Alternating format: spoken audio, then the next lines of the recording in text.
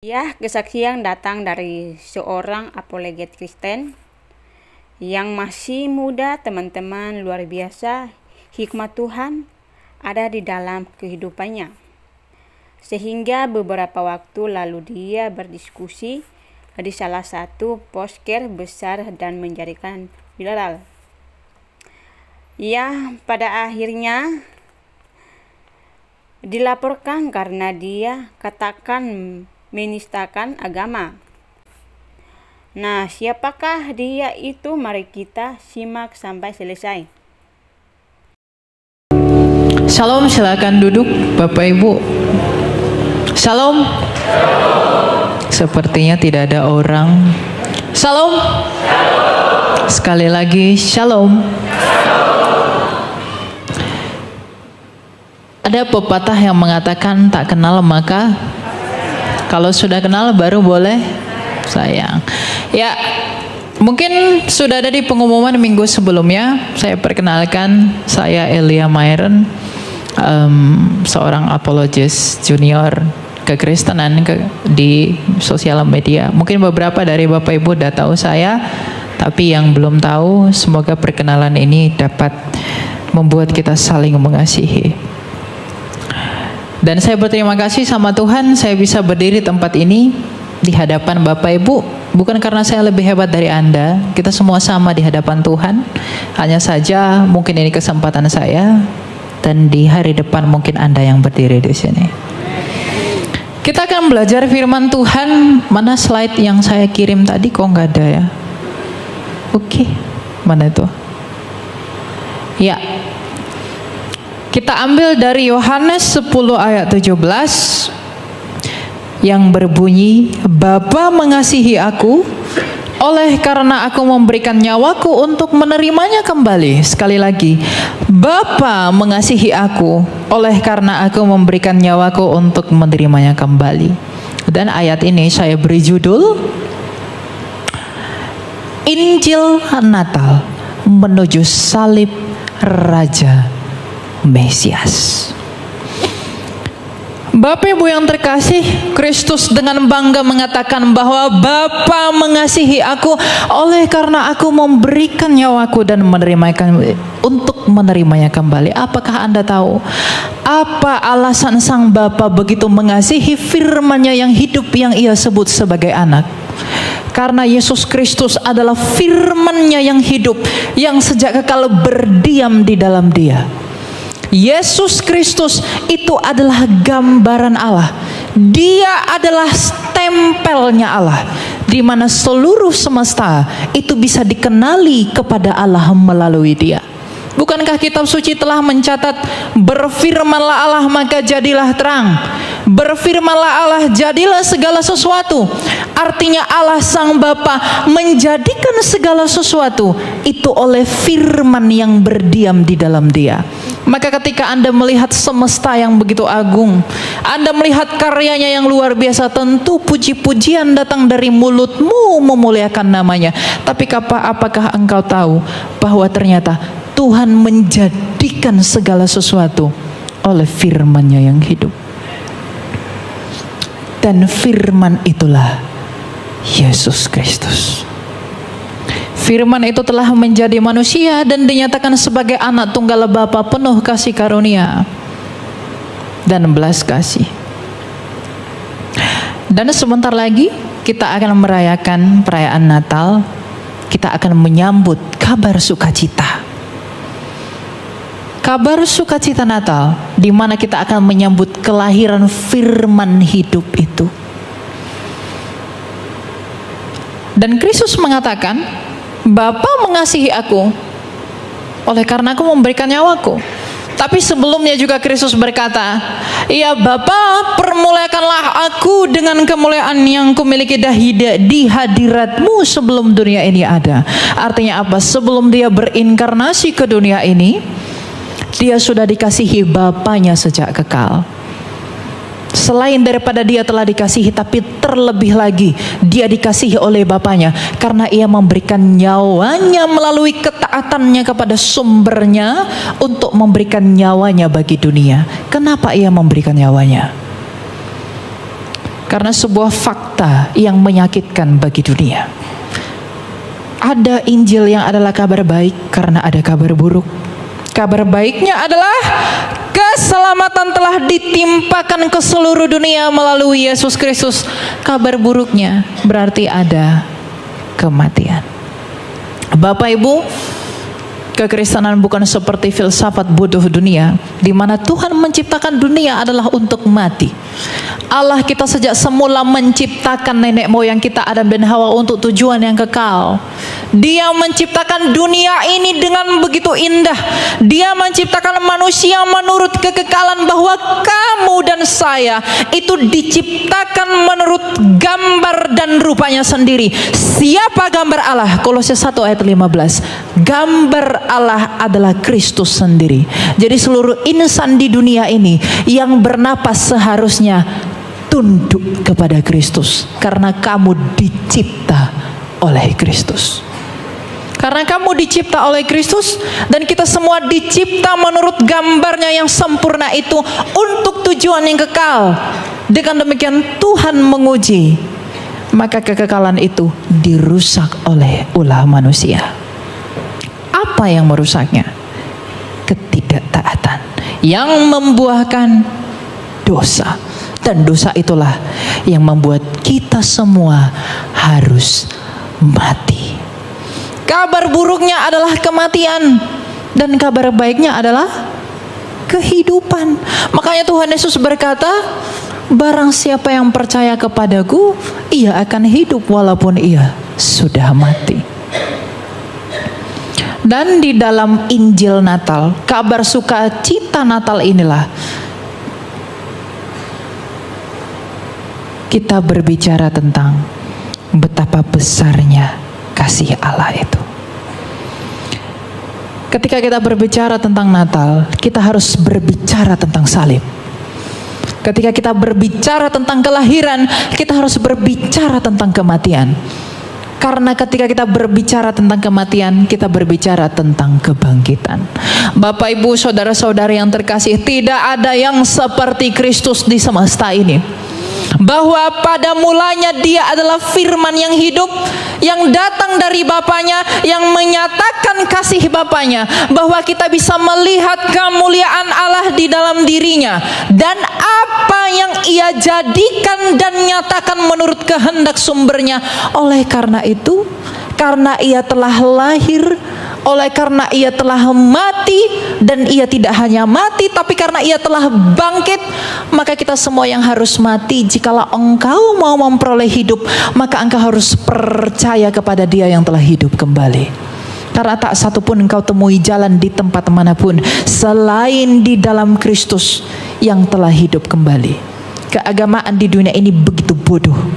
Filsafat dunia ini begitu bodoh. Mereka berpikir bahwa mereka bisa mencari kebenaran, dan mereka berpikir bahwa mereka bisa mencari hidup di luar dari Kristus yang hidup kembali. Apakah engkau bisa berharap kehidupan dari yang mati?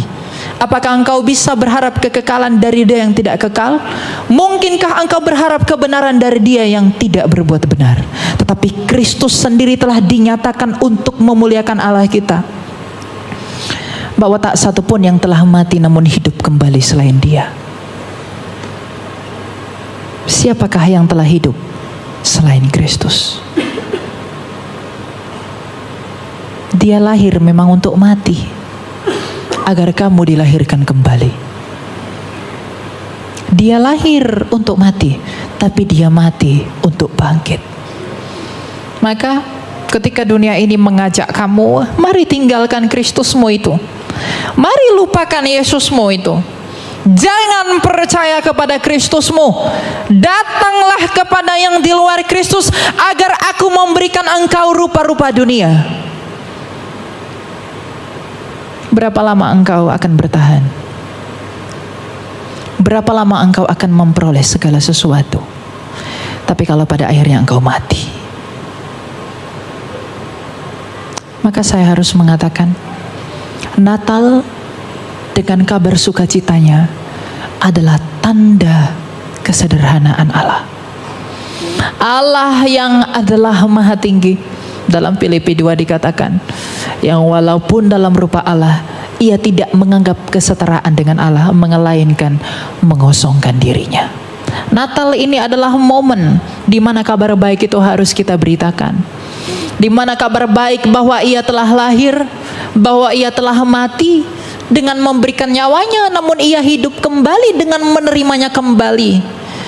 Di dalam kehidupannya itulah kita bisa berharap ada hidup. Maka dengan demikian benarlah perkataan Tuhan kita dalam Yohanes 14 ayat 6, bahwa akulah jalan dan kebenaran dan hidup. Keagamaan di dunia ini selalu berusaha mencari jalan. You are wrong. Kristus adalah jalan. Filsafat Yunani selalu mencari mana yang benar. Kristus berkata, I am the truth. Saya kebenaran. Jadi Kristus adalah jawaban bagi agama. Dia adalah jawaban bagi filsafat, dan dia adalah jawaban bagi hidup. Dan tak akan kamu temui yang seperti itu. Anak-anak muda, dengarkan ini. Mungkin di tengah-tengah zaman ini engkau dipengaruhi oleh pikiran-pikiran yang tidak dari Allah. Gak apa-apa, yang penting saya berbuat baik, yang penting saya benar, yang penting saya oke. Semua agama sama saja, tapi Kristus tidak pernah sama. Dia tidak pernah sama dengan apapun. Jangan engkau berhalakan yang lain, dan jangan engkau mendua kepada salib. Maka dengan demikian saya harus berkata kepada Bapak Ibu, siapakah orang saleh yang tidak mati? Siapakah orang kaya yang tidak mati? Siapakah orang kuat yang tidak mati? Jadi ketika mulutmu berkata bahwa dengan kebaikanku aku bisa menjangkau surga, dengan kebaikanku dan kebenaran yang ada padaku aku bisa mencapai Allah. Bukankah orang Farisi begitu taat pada ritual keagamaannya? Tapi apa kata Kristus? Wahai ular beludak.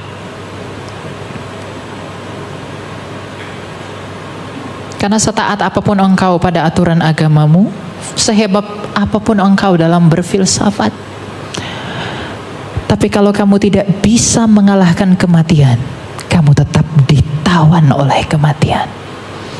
Tapi karena Kristus sendiri telah hidup, dia sendiri telah bangkit, dia sendiri telah menang, dia turun ke dunia orang mati. Dia menginjak-injak dan memporak-porandakan kerajaan maut. Dia mengambil kunci itu dan bangkit sebagai pemenang. Dengan kebangkitannya, ia menggenapi janji Allah kepada Adam dan Hawa, bahwa anak laki-laki dari perempuan ini, ia yang akan meremukkan kepala ular, dan ular itu akan meremukkan tumitnya. Iblis itu berusaha meremukkan tumit Kristus dengan menyalibkannya, tetapi Kristus menginjak maut itu dengan kebangkitannya. Maka Alkitab berkata, di manakah sengatmu, wahai maut? Jadi kalau Anda menyadari bahwa kita semua harus mati, kalau Anda menyadari bahwa semua orang harus binasa, maka tuntunlah jiwamu sendiri dan saudara-saudaramu yang kamu kasihi kepada Kristus yang telah hidup dan menang, agar mereka beroleh hidup. Tapi tentu lakukanlah bukan karena motivasi yang lain. Lakukanlah oleh karena kasih. Tuhan Yesus sudah memberi kita perintah bahwa kamu harus mengasihi Allahmu dan mengasihi sesamamu. Kalau engkau mengaku mengasihi sesamamu, mungkinkah engkau membiarkan orang yang belum diinjili itu akan binasa? Di mana kasihmu ketika engkau berkata, tidak apa-apa kamu di luar Kristus, kamu akan selamat, karena Allah tidak mungkin tega membuat kamu ke neraka. Jangan bodoh. Yang membuat kamu ke neraka bukan Allah, tapi dosamu sendiri. Siapa yang tidak berdosa? Jangan Anda berpikir bahwa Kristus yang sengaja mencampakkan kamu ke neraka. Tidak. Tapi dosa-dosamu lah yang menyeret jiwamu ke alam maut. Dan Kristus datang untuk mengalahkan maut itu. Dan ketika kamu percaya kepada Dia, maka kamu dibebaskan karena Dia telah menang atas maut. Maka kehidupan yang kekal, kebenaran yang sejati, jalan yang benar, itu hanya dapat kamu temui di dalam Injilnya Kristus. Di luar itu, kamu tidak bisa berbuat apa-apa. di luar aku, engkau tidak dapat berbuat apa-apa, kata Tuhan kita. Benar. Karena apa yang bisa kau mau perbuat di luar Dia? Nabi-nabi lain mengatakan bahwa percayalah kepadaku agar engkau hidup, tapi dia sendiri mati. Yang lain berkata, datanglah kepadaku, aku akan memberikanmu hal-hal seperti ini, tapi dia sendiri mati. Tapi Kristus berkata, percayalah kepadaku karena engkau akan memperoleh hidup. Mengapa dia harus mati? Untuk membuktikan kepadamu bahwa meskipun aku mati, aku berkuasa atas kematian. Jadi kalau orang bertanya, kenapa sih Tuhan mau mati? Memang dia harus mati untuk membuktikan ucapannya bahwa dia bukan pendusta. Karena dia berkata, I am the life. Akulah hidup. Jadi dia harus mati untuk membuktikan bahwa dia adalah kebangkitan. Kalau dia tidak mati, kita tidak tahu bahwa dia bangkit. Maka saya harus katakan, tidak ada kebanggaanmu selain Kristus. Tidak ada kekayaanmu selain Kristus. Salibnya Kristus, Injilnya Kristus adalah kekayaanmu. Di luar itu, kamu tidak bisa berbuat apa-apa. Maka kalau engkau sudah mengerti bahwa mengapa engkau harus tetap dan setia di dalam Injil, engkau sudah mengerti bahwa engkau harus setia di dalam perkenanan Allah, maka peganglah teguh iman itu. Jangan lepaskan, ajarkan itu kepada anak-anakmu, ajarkan itu kepada pasanganmu. Bawalah saudara dan sahabat karibmu agar ia juga mengecap karunia keselamatan itu sama seperti engkau telah mengecapnya. Agar apa? Agar engkau bisa memperoleh hidup yang kekal di langit bumi baru kelak. Kita dapat bertemu dalam kerajaannya yang penuh sukacita. Anda jangan berpikir bahwa di dunia yang berdosa ini adalah tujuanmu hidup. Memang sejak semula engkau dicipta di tempat ini, tapi bukan di tempat dalam keadaan yang berdosa, tapi dalam keadaan yang tidak berdosa. Maka karena Allah itu bukanlah Allah yang gagal, Dia menciptakan manusia untuk tujuan yang kekal dengan kondisi yang suci, tetapi ketidaktaatan manusia menajiskannya. Maka ketika Dia mencipta manusia oleh karena kasih, Dia memulihkan manusia melalui Yesus Kristus juga dengan kasih. Maka Dia menutupnya juga dengan kasih, karena Allah adalah kasih. Allah adalah kasih. Jadi jangan katakan, kenapa harus melalui Yesus? Kenapa tidak ada jalan lain? Mengapa hanya oleh karena Kristus? Yang Dia berikan itu yang paling berharga baginya, anaknya sendiri yang di dalam Dia, yang Dia hadiahkan bagi kamu. Dia tidak memberikan satu, Dia memberikan segalanya bagi kamu. Karena kamu dicipta menurut gambarnya Dia, maka kamu dipulihkan pun oleh gambarnya Dia. Untuk tujuan apa? Agar kamu segambar dan serupa dengan Dia di langit bumi baru. Jadi Bapak Ibu dan anak-anak muda secara khusus, di zaman ini engkau tidak dipanggil untuk berleha-leha di dunia ini. Engkau dipanggil untuk menjadi alat bagi pemberitaan Injil. Di dalam karirmu, di dalam bisnismu, di dalam pekerjaanmu, di dalam apapun yang kamu lakukan, Injil Kristus harus engkau beritakan melalui buah-buah hidupmu. Engkau harus menunjukkan, dan kemanapun engkau pergi, apapun yang kau lihat betapa besar dan megahnya dunia ini, betapa hebatnya seseorang di sana, betapa kerennya orang di sana, engkau harus memiliki perasaan dalam hatimu bahwa salib itu yang membuat aku hidup. Salib itu yang menjadi kebanggaanku kemanapun kamu pergi. Engkau jangan tergoda dengan pengajaran-pengajaran bodoh dunia. Saya harus mengatakan bodoh. Kenapa? Karena kebodohan bagi dunia adalah hikmat bagi Allah. Tapi hikmat bagi dunia adalah kebodohan bagi Allah.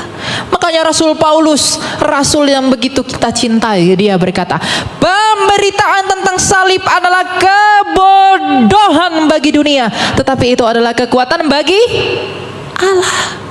Jadi kalau engkau masih berpikir salib itu adalah sebuah kebodohan, maka engkau adalah orang-orang yang mau binasa. Tapi kalau kau dalam hatimu berpikir, oleh salib aku dipulihkan, oleh salib aku dimenangkan, oleh salib aku dapat bertemu dengan Allah, maka kasih karunia Tuhan menyertai kamu senantiasa. Maka mana tadi judul yang tadi? Injil Natal, sukacita, kabar baik Natal, kelahiran Natal itu harus pergi menuju salib Raja Kristus. Karena Natal itu ada, karena salib itu ada. Apa yang dinantikan para nabi? Apa yang dirindukan para nabi? Apa yang dirindukan Musa? Apa yang dirindukan Elia? Apa yang dirindukan oleh Daud? Musa berkata, yang seperti aku akan datang. Daud berkata, tangan dan kakinya akan terpaku, dan ia akan mengucapkan, Eli, Eli lama sabachthani. Mika mengatakan, dia akan lahir di kandang domba. Yesaya mengatakan, ia akan diletakkan di antara dua orang penjahat, dan dia mengalami penderitaan itu bukan oleh karena kesalahannya, tapi oleh bilur-bilurnya kita menjadi sembuh.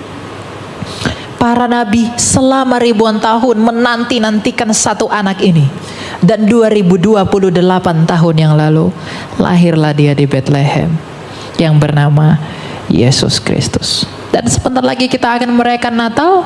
Natal itu bukan tradisi pagan, Natal itu tradisi sorgawi. Karena yang pertama kali merayakan Natal adalah malaikat. Karena kelahirannya adalah sukacita bagi dunia. Karena dunia telah bersukacita bahwa dia telah lahir, tapi terlebih-lebih lagi dunia bersukacita karena dia telah mati dan hidup kembali. Makanya ayat yang saya ambil, Bapa mengasihi aku oleh karena aku memberikan nyawaku untuk menerimanya kembali. Di dalam satu ayat itu seluruh tema Injil Mesias itu diberitakan. Karena kasih dia datang, dia lahir. Karena kasih ia mati, karena kasih ia hidup. Maka karena kasih kita dipulihkan di dalam hidup itu.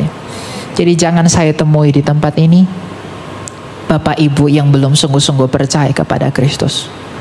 Sungguh-sungguhlah percaya kepada Kristus. Karena tanpa dia kita bukanlah apa-apa. Cintailah Kristus dengan segenap hatimu. Kristus adalah Raja, dan tidak ada suatu apapun di semesta ini di mana Kristus bukanlah rajanya. Dia adalah penguasa segala sesuatu. Kristus berkata dalam Matius 28 ayat 17-18 bahwa segala kuasa di sorga dan di bumi telah diberikan kepadaku. Sang Bapa yang Maha Kuasa itu telah menyerahkan kepenguasaan dan ketuhanan itu kepada Kristus yang adalah firman-Nya. Maka di hari pengadilan kelak, ketika dia menghakimi, dia mengenali dan memeteraikan engkau bahwa ia adalah hakim, tetapi sekaligus adalah pembelamu.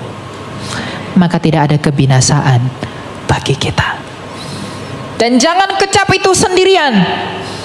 Bagikanlah Injil ini. Kita semua dipanggil jadi saksi, bukan? Siapa yang di sini dipanggil berleha-lehalah kau di dunia ini? Bahkan ketika Tuhan menciptakan kita, engkau disuruh dalam Kejadian 1 ayat 28 itu apa? Berkuasalah atas bumi ini, beranak cuculah, penuhilah seluruh bumi. Kita menjadi penguasa atas bumi ini. Tapi karena dosa ada, maka dosa yang menjadi penguasanya. Maka agar kembali pada keadaan yang semula, saya pikir ada ayatnya di belakang. Percayalah kepada Dia. Allah memberkati mereka, lalu Allah berfirman kepada mereka, beranak cuculah dan bertambah banyak, penuhilah bumi dan taklukkanlah itu, berkuasalah. atas ikan-ikan di laut dan burung-burung di udara dan segala binatang dan merayap di bumi. Penguasa itu artinya Tuhan. Jadi dia bahasa Yunani kurios. Jadi kita memang adalah penguasa di bumi ini sejak semula. Karena memang kita dicipta di sini. Tapi dosa itu telah merusak segala sesuatu. Tetapi salib Kristus, Injil Kristus telah memulihkan segala sesuatu. Karena ia telah berkata di kayu salib, tete lestai, sudah selesai. Sebagai penutup, pada akhirnya saudara-saudariku yang terkasih di dalam nama Tuhan, ketika Anda sudah mengerti bahwa mengapa Anda harus percaya kepada Kristus, mengapa Anda harus datang kepada Kristus, dan mengapapun Anda harus dipanggil untuk menjadi alat bagi kemuliaan Kristus, terlebih anak-anak muda, gunakanlah segala talenta yang ada padamu untuk menginjili semua orang.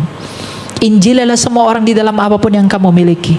Kamu boleh berambisi jadi kaya, kamu boleh berambisi jadi kuat, kamu boleh berambisi menjadi bijaksana. Tetapi Nabi Yeremia memperingatkan kamu, janganlah kamu bermegah karena kekayaanmu, kekuatanmu, dan kebijaksanaanmu.